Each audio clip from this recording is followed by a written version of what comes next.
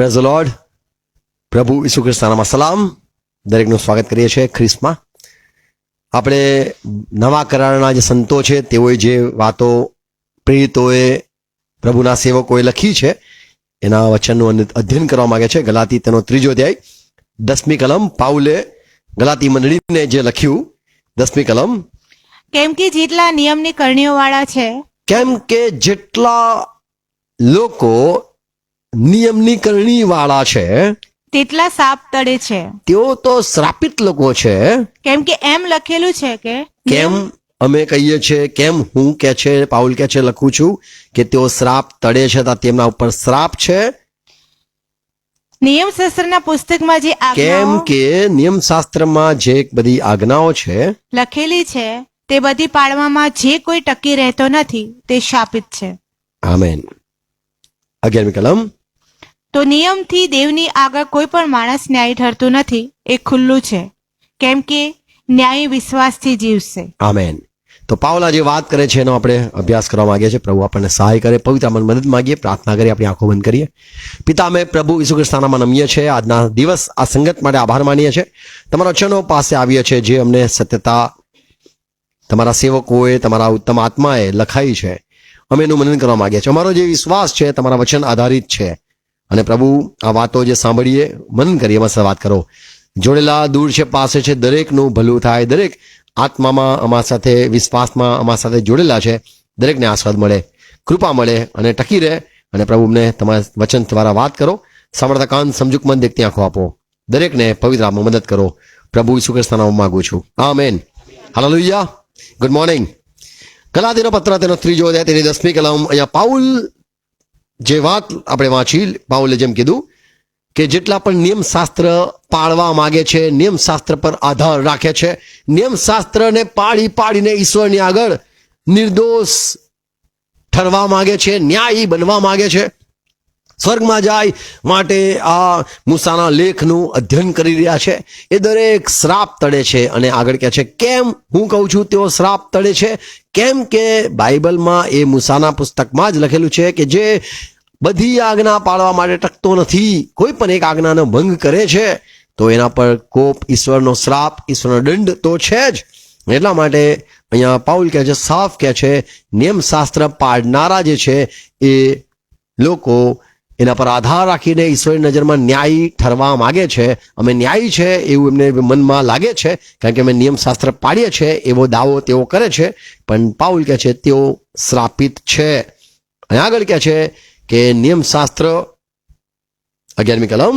તો નિયમથી દેવની આગળ કોઈ પણ માણસ નિયમ પાડીને કોઈ પણ માણસ ન્યાયી ઠરતું નથી, ન્યાયી ના ઠરી શકે. એ ખુલ્લું છે. એ તો સાફ વાત છે. કેમ કે ન્યાયી વિશ્વાસથી જીવશે. કેમ કે જે ઈશ્વરની નજરમાં ન્યાયી માણસ છે એ તો વિશ્વાસથી જીવનારો માણસ છે. આમેન. તો પાઉલ જે અદ્ભુત વાત કરે છે આપણે એના વિશે અભ્યાસ કરવા માંગીએ છીએ. 3 વાતો જોઈએ છે. એક, નિયમશાસ્ત્ર પાડનારા, આજ્ઞા પાલન કરનારા. બીજા શબ્દ જોઈએ છે શ્રાપ તળે છે, તેમના ઉપર ઈશ્વરનો કોપ, ઈશ્વરનો દંડ અને ઈશ્વર તરફથી એમને સાંભળવાનું થશે, જાઓ તમે શ્રાપિતો અગ્નિમાં જાઓ. તો એક શ્રાપ તળે. અને ત્રીજી વાત જોઈએ છે ન્યાય એ વિશ્વાસથી જીવશે. એટલે કૃપામાં આપણે માનીએ છીએ કૃપા વગર માણસનો ઉદ્ધાર નથી. ગલાતી 3:10 વાંચ્યું કે જેટલા નિયમશાસ્ત્ર તળે છે અથવા નિયમશાસ્ત્ર પાડીને ન્યાયી ઠરવા માગે છે, નિયમશાસ્ત્ર પર આજ્ઞા પાલનથી ન્યાયી ઠરવાના જે દાવા કરે છે અને માને છે એ દરેક અભિમાની છે. એફએસસી 2:9 લખ્યું છે નિયમની કરણી પ્રમાણે ચાલવા માંગે છે. નિયમ શાસ્ત્ર કહે છે અને એવું કહે છે હું આ જો આજ્ઞા પાડું છું. નિયમશાસ્ત્રમાં લખ્યું છે ઉપવાસ કરો, નિયમશાસ્ત્રમાં લખેલું છે દશાંશ આપવું, નિયમશાસ્ત્રમાં લખેલું છે આ ને તે આજ્ઞા પાડવી. તો એ ખુલ્લું છે કે તેઓ એક આજ્ઞા તો ચૂકી જતા હશે જ, બધી આજ્ઞા પાડી નથી શકતા. એફએસસી 2:9. કરણીઓથી નહીં રખીને કોઈ અભિમાન. પાઉલ કહે છે આપણે કરણીથી ન્યાય ઠરીશું એવું નથી માનતા. કેમ કે એની કરણી તો કરનારા અભિમાન કરી શકે છે. 9મી કલમ. કરણીઓથી નહીં રખીને કોઈ અભિમાન કરે. જો કરણીથી કોઈ ન્યાય ઠરતું હોય તો અભિમાન કરશે. હું આટલી આજ્ઞા પાડું છું, તું કેટલી આજ્ઞા પાડે છે. હું આટલું બાઇબલ વાંચું, તું કેટલું બાઇબલ વાંચે છે. હું આટલી વાર ઉપવાસ કરું છું, તું કેટલી વાર ઉપવાસ કરે છે. હું બાઇબલની આ આજ્ઞા પાડું છું, તે આજ્ઞા પાડું છું, તું કઈ આજ્ઞા પાડે છે. તો માણસ જે નિયમશાસ્ત્ર પ્રમાણે ચાલવા માંગે છે તે સીધી વાત છે, તેનામાં અભિમાન, ગર્વિષ્ઠતા આવી શકે છે. અને એટલા માટે પાઉલ કહે છે કે રખે ને કોઈ અભિમાન કરે. આગળ, કેમ કે આપણે તેની કૃતિ છીએ આપણે તો પ્રભુના સર્જન છે. અને સારી કરણીઓ કરવાને હા, આપણે સારી કરણી કરવા માટે ખ્રિસ્તમાં ઉત્પન્ન કરવામાં આવેલા છે. તે સારી કરણીઓ વિશે દેવે અગાઉથી એમ ઠરાવ્યું કે આપણે તે પ્રમાણે ચાલીએ. આમેન. તો સારી કરણી પ્રમાણે ચાલીએ એટલા માટે આપણને ખ્રિસ્તમાં આપણે આવેલા છે. તો રખે ને કોઈ અભિમાન કરે, કરણીથી અભિમાન થઈ શકે છે. બીજી એક સત્યતા આપણે જોઈએ છે. રોમન પત્ર 2 અધ્યાય 17મી કલમમાં પાઉલ સાફ કહે છે, પોતે જે યહૂદી પોતાને માને છે એટલે કે છે મેં સુન્નત કરી, હું સાબા દિવસ પવિત્ર પાડું છું, હું ખૂન નથી કરતો, હું ચોરી નથી કરતો, હું જૂઠું નથી બોલતો ઇત્યાદિ જે કંઈ આજ્ઞાઓ છે, હું જો પાસ્કા પર્વ પાડું છું, હું માંડવા પર્વ પાડું છું, ઘરની બહાર રહું છું. બધા લોકો જે યહૂદી છે, પણ જો તું યહૂદી કહેવાય છે, તું યહૂદી પોતાને માને છે કેમ કે નિયમશાસ્ત્ર પાડે છે ને નિયમશાસ્ત્ર પર આધાર રાખે અને છે, તું નિયમશાસ્ત્ર પર આધાર રાખે છે ને દેવ વિશે અભિમાન ધરાવે અને છે, દેવ માટે અભિમાન ધરાવે છે કે હું બધી આજ્ઞા પાડું છું, તેની ઈચ્છા જાણે છે અને નિયમશાસ્ત્ર શીખેલો હોય ને સારું નરસું પારખી જાણે છે, તને બધું ખબર પડે છે સારું શું ખરાબ શું, અને પોતાના વિશે નિશ્ચયપૂર્વક માને છે કે હું આંધળાઓને દોરનાર તથા જેઓ અંધકારમાં છે તેઓને પ્રકાશ આપનાર. તું પોતાને યહૂદી માને છે, તું બધા નિયમશાસ્ત્રની વાતો માને છે, પાડે છે, એટલે તું એમ માને છે કે હું બીજાને શીખવી શકીશ કેમ કે હું બધું પાડું છું. તથા બીજાને શીખવનાર આગળ કહે છે, પણ બીજાને શીખવનાર તું શું પોતે નથી શીખતો? તું કેમ ન્યાય કરે છે? કેમ કે ન્યાય તો દેવ જ કરે છે. તું કોઈ વાતમાં દોષિત ઠરશે તો તારો ન્યાય કોણ કરશે? પહેલા કૃત્ય 13:43મી કલમમાં અહીંયા પાઉલ આ પ્રમાણે કહે છે, સભા વિસર્જન થયા પછી જ્યારે યહૂદીઓ બધા ભેગા થયા, સભામાં બધા ભેગા થયા, યહૂદીઓ બધા આવ્યા, નિયમશાસ્ત્ર પાડનારા ભેગા થયા, ત્યારે પાઉલ એમની સાથે વાદ વિવાદ કરતો હતો. સભા વિસર્જન થયા પછી યહૂદીઓ તથા યહૂદી થયેલા ધાર્મિક માણસોમાંના ઘણા પાઉલ તથા બારનાબાસની પાછળ ગયા. તો જે લોકો સાંભળતા હતા સભાજનો, એમાં ઘણા લોકો પાઉલ ને બારનાબાસની પાછળ ગયા. તેઓએ તેઓની સાથે વાત કરી અને તેઓને સમજાવ્યું કે દેવની કૃપામાં દ્રઢ રહેવું. તો પાઉલ ને બારનાબાસે આવું શીખવ્યું કે તમારે દેવની કૃપામાં દ્રઢ રહેવું, દેવની કૃપામાં માનો, દેવની કૃપામાં માનો. તમારા પોતાના નિયમ પાળવાથી સ્વર્ગમાં જશો એવું મગજમાંથી કાઢી નાખો. તો અહીંયા બીજા બધા લોકો હતા જે સભામાં ભેગા થયા હતા. એમાં અમુક લોકો પાઉલ ને બારનાબાસની પાછળ ગયા અને પાઉલ ને બારનાબાસની પાછળ ચાલનારા, પાઉલ ને બારનાબાસ પર વિશ્વાસ કરનારાઓને પાઉલે કીધું કે તમારે દેવની કૃપા પર વિશ્વાસ કરવો, આ નિયમશાસ્ત્ર પાડનારા લોકો પ્રમાણે નહીં ચાલવું. તો પાઉલની જે સમજણ છે ને બારનાબાસની જે સમજણ છે અહીંયા જોઈએ છે કે જે લોકો યહૂદી બન્યા હતા એ લોકોને આ સમજાવે છે કે તમારે દેવની કૃપા માનો, દેવની કૃપા. કેમ કે તમે કોઈ આજ્ઞા તો તોડો છો, હવે દેવની આજ્ઞા તોડો છો તો તમે દેવની કૃપાની તમને જરૂર પડશે જ. પહેલા કૃત્ય 14મો અધ્યાય 3જી કલમ. તેથી તેઓ લાંબી મુદત સુધી ત્યાં રહીને પ્રભુના પાઉલ અને બારનાબાસ ઘણા સમય સુધી ત્યાં પ્રભુના આશ્રયથી હિંમત રાખીને બોલતા રહ્યા. તો અહીંયા જોઈએ છે કે પ્રભુ પર ભરોસો રાખીને બોલતા રહ્યા. અને પ્રભુએ તેઓની હસ્તક ચમત્કારો તો પાઉલ ને બારનાબાસ મારફતે ચમત્કાર થવા લાગ્યા. કેમ થવા લાગ્યા? જેથી પાઉલ ને બારનાબાસનું જે સાંભળતા હતા તેઓ જાણે કે પાઉલ ને બારનાબાસ બરાબર શીખવે છે. કેમ કે પાઉલ ને બારનાબાસ શીખવતા હતા કે દેવની કૃપા પર વિશ્વાસ કરવો. અને અહીંયા લખ્યું છે બધા મોટા ચમત્કારો થયા તથા અદ્ભુત કૃત્યો કરાવીને પોતાની કૃપાના વચનના ટેકામાં સાક્ષી આપી. તો દેવે સાક્ષી આપી કે પાઉલ સાચું કહે છે, મારી કૃપામાં વિશ્વાસ કરો. તો અહીંયા ટેકામાં સાક્ષી આપી. દેવે સાક્ષી આપી કે પાઉલને બારનાબાસનું શીખવવું બરાબર છે. તમે દેવની કૃપા વગર તાણ નથી પામી શકતા. તમે જે નિયમશાસ્ત્ર પર ભરોસો રાખીને જીવો છો એ ખોટું છે. નિયમશાસ્ત્રથી કોઈ પણ માણસ નિર્દોષ અથવા તો ઈશ્વરની નજરમાં ન્યાયી ઠરતો નથી.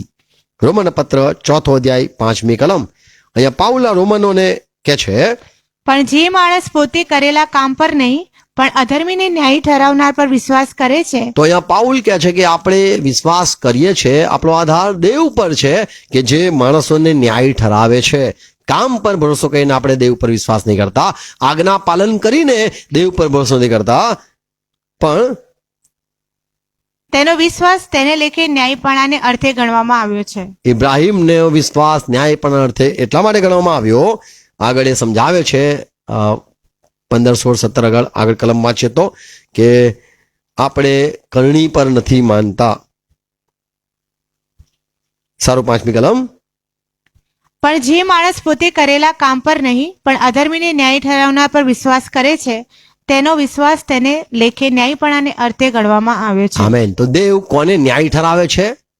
એ વ્યક્તિને ન્યાય ઠરાવે છે જે વ્યક્તિ નિયમશાસ્ત્રની આજ્ઞા પાલન પર ભરોસો નથી કરતો. એ વ્યક્તિની વાત અહીંયા પાઉલ કહે છે. ફરતી વાંચો એટલી 5મી કલમ. પણ જે માણસ પોતે કરેલા કામ પર નહીં, કામ પર ભરોસો નથી કરતો. ખ્રિસ્તી બન્યા પછી રોમનના લોકો ખ્રિસ્તી બન્યા તમે, હવે તમારે તમારા કામ પર, તમારા નિયમશાસ્ત્રના આજ્ઞા પાલન પર વિશ્વાસ નથી કરતા. પણ અધર્મીને, પણ દેવ જે અધર્મી એટલે આજ્ઞા તોડે છે એ લોકોને કેવી રીતે ન્યાય ઠરાવે છે? ન્યાયી ઠરાવનાર પર વિશ્વાસ કરે છે. તો વિશ્વાસ, આમેન.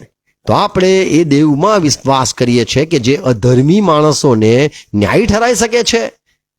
કેવી રીતે? આજ્ઞા પાલન નથી કરતા, આજ્ઞા ભંગ કરે છે, એવા લોકોને દેવ ન્યાયી ઠરાવી શકે છે. તો અહીંયા પાઉલ કહે છે આપણે કરણીઓ પર ભરોસો, આજ્ઞા પાલન કરીને સ્વર્ગમાં જવાની વાત નથી કરતા. પણ જે દેવ અધર્મીઓને, જે દેવ પાપીઓને એટલે આજ્ઞાભંગ કરનારાઓને ન્યાય ઠરાવી શકે છે એના પર ભરોસો કરે છે. તો કેવી રીતે ન્યાય ઠરાવી શકે છે? વિશ્વાસથી. એ અધર્મીઓને, એ આજ્ઞાભંગ કરનારાઓને દેવ વિશ્વાસથી ન્યાય ઠરાવે છે. બીજો કોણથી 1 અધ્યાય 9મી કલમ. અહીંયા પાઉલ કહે છે કે અમે એવું માન્યું છે, અમે આજ્ઞા પાલનમાં માનતા નથી, અમે પ્રભુની કૃપામાં માનીએ છીએ. શું લખ્યું છે? બલકે અમને અમારા અંતરમાં મોતની ખાતરી થઈ ચૂકી હતી, અમે તો માની લીધેલું કે મરી જ જઈશું, જેથી અમે અમારા પોતાના પર નહીં પણ મુએલાને ઉઠાડનાર દેવ પર વિશ્વાસ રાખીએ. તો પાઉલ કહે છે એવું અમારા મનમાં થઈ ગયું કે અમે આજે મરી જ જઈશું, હવે તો મારો મોત નક્કી છે, હવે તો અમને જેલમાં નાખ્યા છે, હવે તો અમને મારી જ નાખશે, એવું અમારા અંતકરણમાં થઈ ગયેલું. પણ દેવે ઈચ્છતા હતા કે અમારો ભરોસો દેવ પર થાય, અમારા પોતાની જાત, અમારા પોતાના આજ્ઞા પાલન પર નહીં. ફરતી વાંચો 9મી કલમ.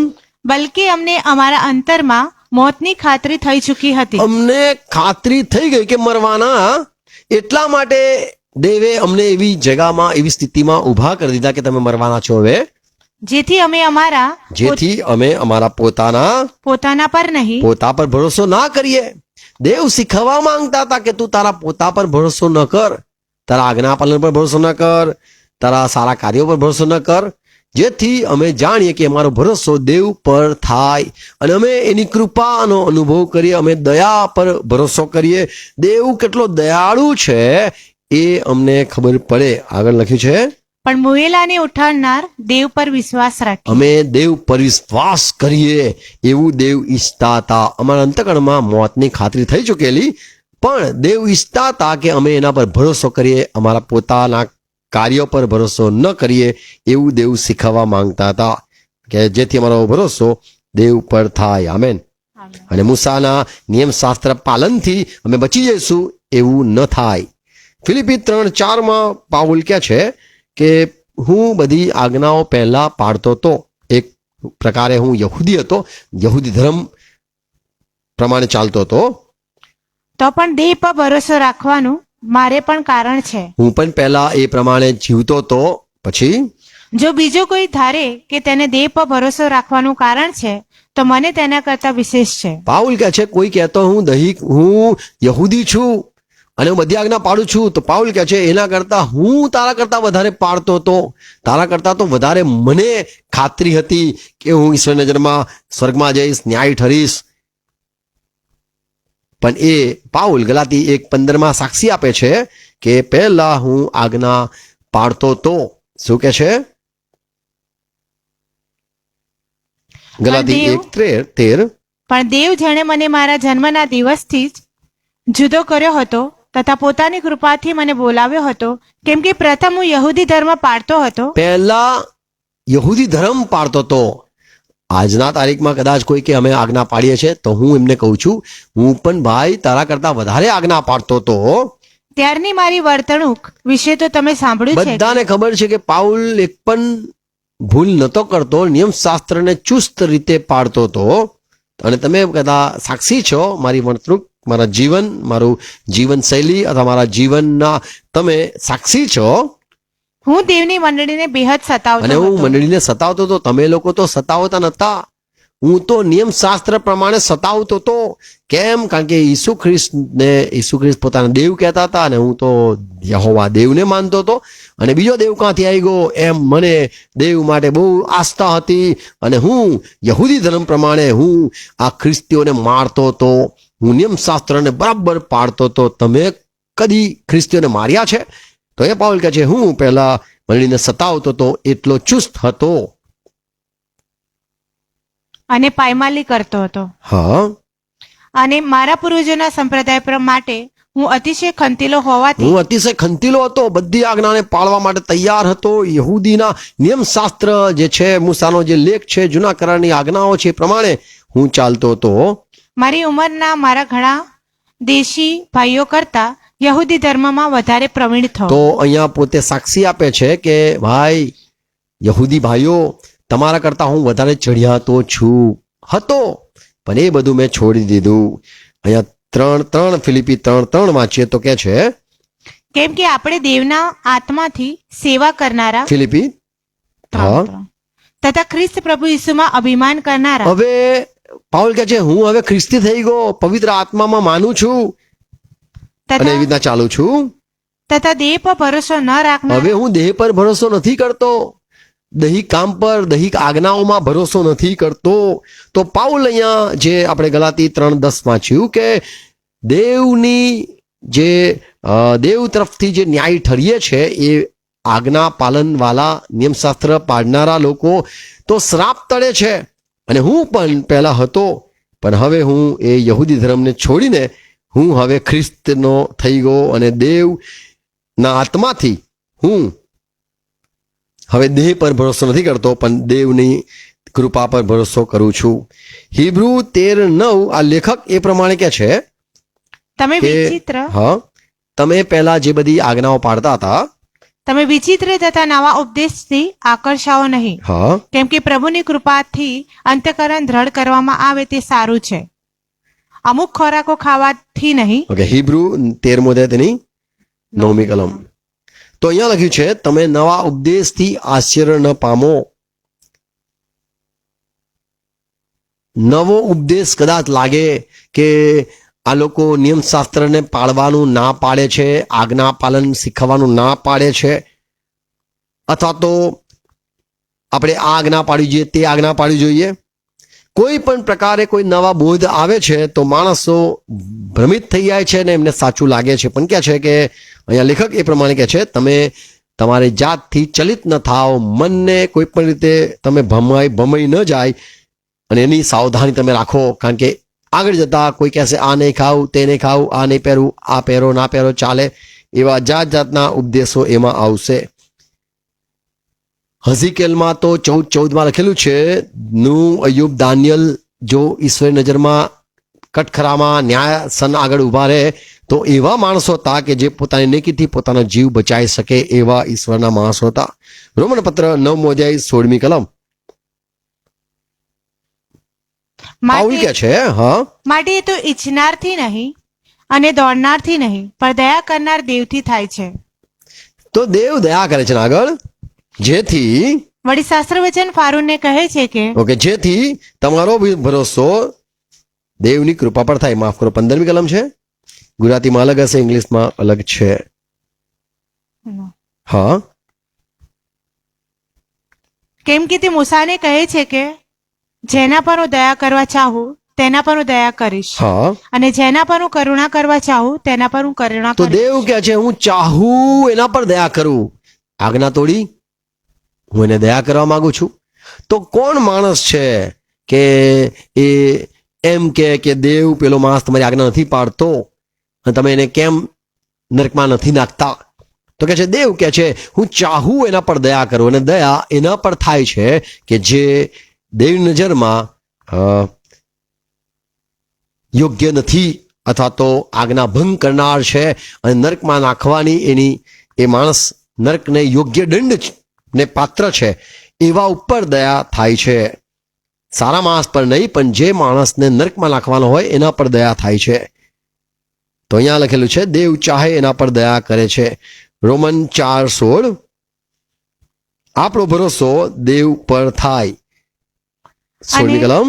અને તે વચન કૃપાથી થાય અને સગળા વંશજોને વાસ્તે અચૂક થાય. કૃપાથી થાય, અને એટલે માત્ર જેઓ નિયમ પાળનાર છે તેઓને જ વાસ્તે નહીં, તો નિયમ પાળે છે તેમના ઉપર જ નહીં, પણ જેઓ ઇબ્રાહિમના વિશ્વાસના છે. પણ ઇબ્રાહિમ જેને 10 આજ્ઞા મૂસાની નથી મળી, ઇબ્રાહિમ જે મૂસાની કોઈ પણ આજ્ઞા નતો પાડતો, ન તો સાબાત પાડતો ઇબ્રાહિમ, કે નહીં એ મૂસાના લેખની કોઈ પણ વાત નતો પાડતો. ઇબ્રાહિમ તો મૂસા પહેલા આવેલો માણસ હતો. 16મી કલમ.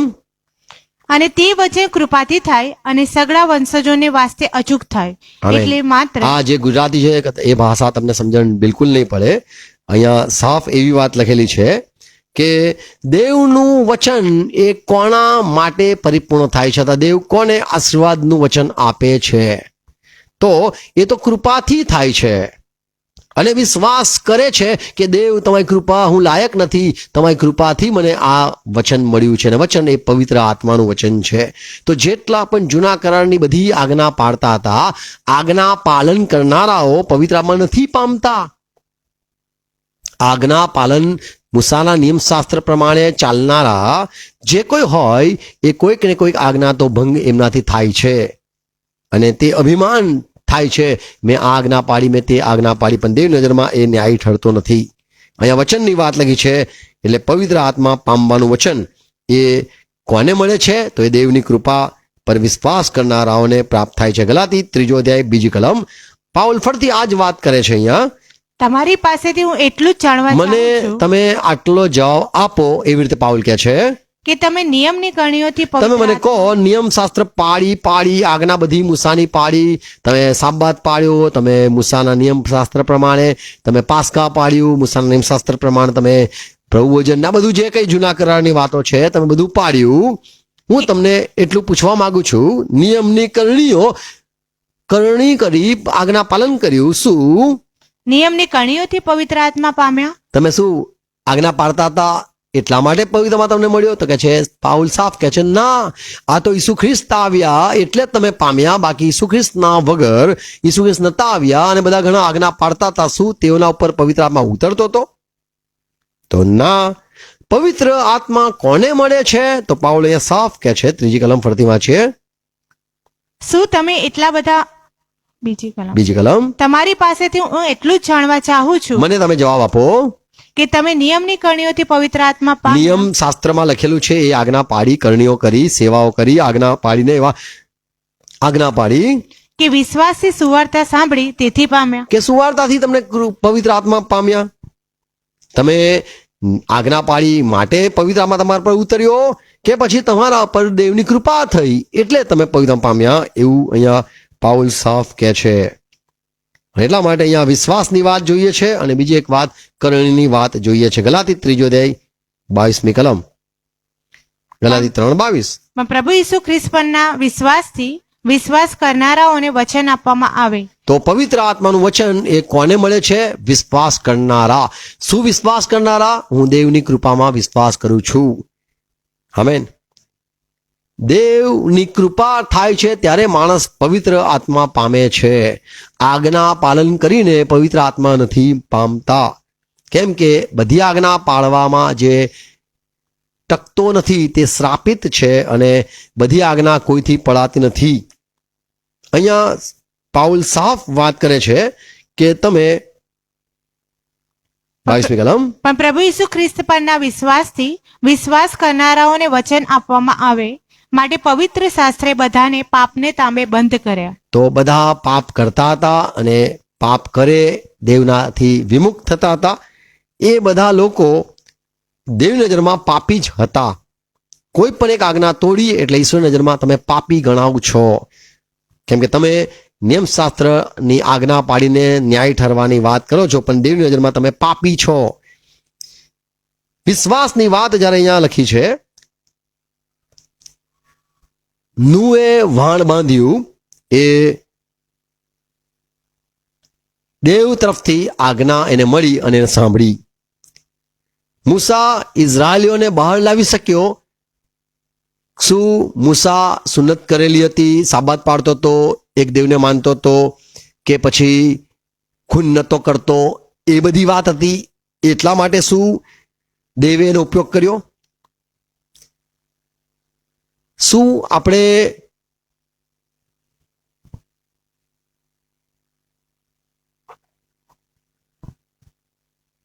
હાથ ઊંચા કરીને તોફાન રોકી શકીએ છીએ?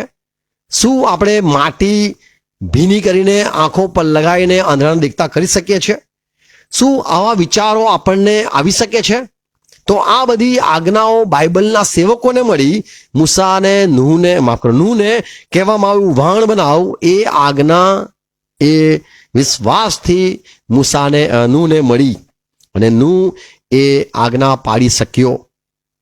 તો નિયમશાસ્ત્રની જે કરણીઓ વાત લખી છે, એટલે સાબાત પાડવું અથવા તો વિશ્રામવાર પાડવો અથવા તો જે બધી જૂના કરારની મૂસાએ કીધેલી આજ્ઞાઓ છે એ બધી પાળવાથી, એ બધા તો દેવે આજ્ઞા આપેલી હતી, પણ વાણ બાંધવાની આજ્ઞા નથી આપી, અથવા તો સાપ બનાવીને એને ઝાડ પર લટકાવો એવી કોઈ આજ્ઞા આપવામાં આવી નથી.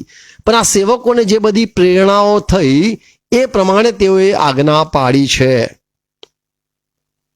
તો જેટલા નિયમશાસ્ત્રથી ન્યાય ઠરવાની વાત કરે છે તે દરેક શ્રાપિત છે. 3 વાતો અહીંયા કહીને સમાપ્ત કરીશ. પહેલી વાત કે લોકો અનંત જીવન પામવા માટે નિયમશાસ્ત્રની આજ્ઞાઓ પાડી રહ્યા છે, પણ અહીંયા સાફ પહેલી સત્ય આ છે કે તેઓ સગળા શ્રાપ તળે છે. તેમને ખબર નથી, પણ તેઓ શ્રાપ તળે છે. કેમ કે તેઓ પોતે આજ્ઞા પાડીને અનંત જીવન પામવાનો વિચાર રાખે છે. ઘણા લોકો પોતે સારી કરણીઓ કરીને સ્વર્ગમાં જઈશું એવા વિચાર ધરાવે છે, અને આપણે માનીએ છીએ કૃપાથી આપણને અનંત જીવન મળશે. આપણે આપણા કરણી પર, આજ્ઞા પાલન પર ભરોસો નથી કરતા. માણસ એ પાપને વિચેલો છે. રોમન પત્ર 7મા અધ્યાયમાં પાઉલ સાફ કહે છે માણસ એ દૈહિક છે અને દેવનો જે નિયમ છે એ આત્મિક છે. એટલા માટે માણસ, સાધારણ માણસ એ દેવની કોઈ પણ આજ્ઞાને પાડી નથી શકતો, કેમ કે દેવની જે આજ્ઞા છે વાણ બનાવ એ કોઈ સાંભળી નથી શકતું. તું એક લાકડી પર અથવા તો તું પિત્તળનો સાપ ઝાડ પર લટકાવ એવું કોઈ સાંભળી નથી શકતું. દેવની વાતને સાંભળી નથી શકાતું. લેખિત વાત જે છે એ તમે પાડી શકો છો, પણ દેવ જે કહેવા માંગે છે, વાત કરવા માંગે છે, એ તમે નથી સાંભળી શકતા. એ દર્શાવે છે કે તમે દૈહિક છો ને દેવ આત્મા છે. મરણ એ રાજ કરતું હતું અને માણસો એ આજ્ઞા પાડીને મરણથી બચવા માંગતા હતા. અને બાઇબલમાં એફએસસી 2:2 લખેલું છે કે પૃથ્વી ઉપર આજ્ઞા ભંગનો આત્મા છે. તમે ચાહો બધી આજ્ઞા નિયમશાસ્ત્રમાં લખેલી પાળવાનો પ્રયત્ન કરો, પણ એક આજ્ઞા ભંગનો આત્મા છે જે તમને કદી પણ આજ્ઞા પાળવા નહીં દે અને તમને શ્રાપ તળે જ રાખશે. બીજે સત્ય આ છે કે આપણે દરેકને દેવની કૃપાની જરૂર છે. આમેન. આમેન. અહીંયા જે ફરતી વાંચીએ ગલાતી 3:10, કેમ કે જેટલા નિયમની કણીઓ વાળા છે જેટલા નિયમ શાસ્ત્ર પાડીને માથે ઓઢવું, કાળું મોઢું પહેરવું, આ બધું કરવું, જૂના કરારની બધી આજ્ઞાઓ યહૂદીઓ પાળે છે, તેટલા સાપ તળે તેઓ છે. શ્રાપિત લોકો છે. પાઉલ પોતે શ્રાપમાંથી નીકળીને યહૂદી ધર્મ છોડીને એ ખ્રિસ્તનો બની ગયો. તો જેટલા નિયમ શાસ્ત્ર વાળા છે તેઓ શ્રાપિત છે. અને ત્રીજી કલમમાં પાઉલ કહે છે કે આ બધા જે યહૂદીઓ છે નિયમશાસ્ત્ર પાડીને ન્યાય ઠરવા માંગે છે તેઓ પવિત્ર આત્મા તો નહીં પામવાના, નહીં તેઓને ઈશ્વરની કોઈ પણ ઈશ્વરનો અવાજ તેઓ સાંભળી શકશે. અને ત્રીજી કલમમાં લખ્યું છે, ઓ મૂર્ખો. શું લખ્યું છે? શું તમે એટલા બધા અણસમજુ છો? આત્મા વડે આરંભ કરી તમે મૂર્ખ છો, એટલા બધા મૂર્ખ છો કે આત્મા વડે શરૂઆત કરી કે હા પ્રભુ તમે પવિત્રમાં મોકલો, હું તમારો વિશ્વાસ કરું છું. વિશ્વાસ તમે પવિત્રમાં પામ્યા. તમે પવિત્રમાં કેમ પામ્યા? કારણ કે ઈસુ ખ્રિસ્ત સ્વર્ગમાં જતા પહેલા કીધું, બાપ મેં વચન આપ્યું છે મારા શિષ્યોને કે તેઓને અનાથ નહીં મૂકું, આત્માને તેઓના પાસે મોકલીશ. તો પિતા વિનંતી કરું છું પવિત્ર આત્માને મોકલો. તો પ્રભુ ઈસુ ખ્રિસ્ત દ્વારા તમે પવિત્રમાં પામ્યા. તમે આત્મિક રીતે ચાલુ કર્યું. તમે એવું નહીં કર્યું કે હું સુન્નત કરીશ એટલે મને પવિત્રમાં મળશે, હું સાબત પાડીશ એટલે મને પવિત્રમાં મળશે, હું એક દેવને માનીશ પવિત્રમાં મળશે, હું દેવના વૃથાની લઉં પવિત્રમાં મને મળશે. આવી કોઈ તમે આજ્ઞા નથી પાડી. પવિત્ર આત્મા પામવા માટે તમે આત્માથી શરૂ કર્યું. એટલે અમે જે શીખવ્યું કે દેવની કૃપા પર તમારે ભરોસો કરવો. આમેન. તો અહીંયા પાઉલ કહે છે ત્રીજી કલમ, તમે એટલા બધા અણસમજુ છો, બીજી ભાષામાં છે મૂર્ખ છો. આત્મા વડે આરંભ કરીને શું આવે? આત્માથી તમે શરૂઆત કર્યું અને હવે તમે દેહ વડે સંપૂર્ણ થાવ છો. હવે પાછા આજ્ઞા પાલન પાછળ જતા રહ્યા કે આ પાડી પડશે આજ્ઞા, પેલી આજ્ઞા પાડી પડશે, અઠવાડિયામાં તો ઉપવાસ કરવો જ પડે શુક્રવારે. હવે બીજી એક આજ્ઞા આવી ગઈ છે, મહિનામાં પહેલો રવિવાર તો પ્રભુ ભોજન લેવું જ પડે, ના લો તો આમ થાય તેમ થાય. તો એમ બધી આજ્ઞાઓ ધીરે ધીરે મનુષ્ય હવે દૈહિક તરફ જતો રહ્યો છે. અને શૈતાન પોતે ઈચ્છે છે કે માણસ આજ્ઞાઓ પાડે અને એનાથી એક ભંગ થાય એટલે એને પોતે હૃદયમાં એવું લાગે કે હવે હું લાયક નથી. પણ પહેલાથી જો એ માનતો હોય કે દેવ ચાહેલા પર દયા કરે છે અને માણસ એ દેવની કૃપામાં માનવું જોઈએ. પ્રેરિત કૃત્ય 15મો અધ્યાય તેની જો આપણે 11મી કલમમાં છીએ, પણ જેમ તેઓ પ્રભુ ઈસુની કૃપાથી તારણ પામશે. પાપિતર કે છે આપણે માનીએ છે, પ્રભુ ઈસુની કૃપામાં માનીએ છે, તેમ આપણે પણ પામીશું. તો આપણે તાણ કેમ પામીશું? આજ્ઞા પાડીને? ના, કારણ કે આજ્ઞા પાલન કરનારા તો શ્રાપ તળે છે. કેમ કે એક આજ્ઞા તો એમનાથી તૂટી જાય છે એટલે દેવનો કોપ આવે છે. કોલોસી તેનો 3 અધ્યાય તેની 5મી કલમ જો વાંચો તો અહીંયા પાઉલ કે છે, કોલોસી 3:5, એ માટે પૃથ્વી પરના તમારા અવયવો એટલે વ્યભિચાર, અશુદ્ધતા, વિષયવાસના, ભૂંડી ઈચ્છા તથા દ્રવ્યલોભ જે મૂર્તિ પૂજા છે તેઓને મારી નાખો. આજ્ઞા ભંગ કરનારાઓ પર દેવનો કોપ આવે છે. શું લખ્યું છે?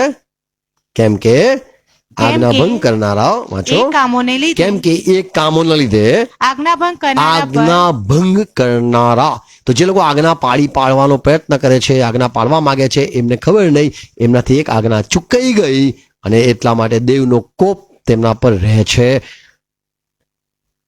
તો જે પુત્ર નથી માનતો તેના પર દેવનો કોપ રહે છે અને પુત્ર પર વિશ્વાસ કરે છે તે દેવની કૃપાનો અનુભવ કરે છે. આમેન.